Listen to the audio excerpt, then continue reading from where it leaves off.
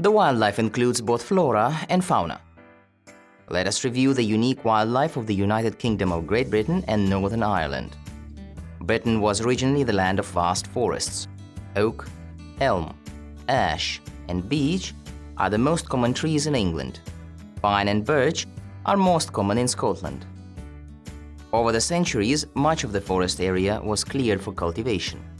The highlands are largely moorland, with heather and grasses.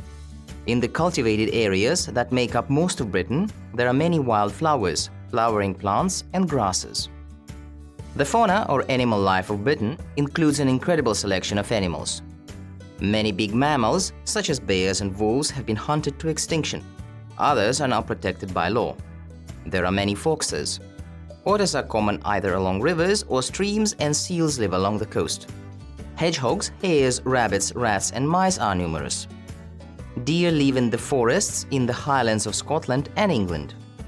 About 230 species of birds reside in the United Kingdom, and the other 200 are regular visitors.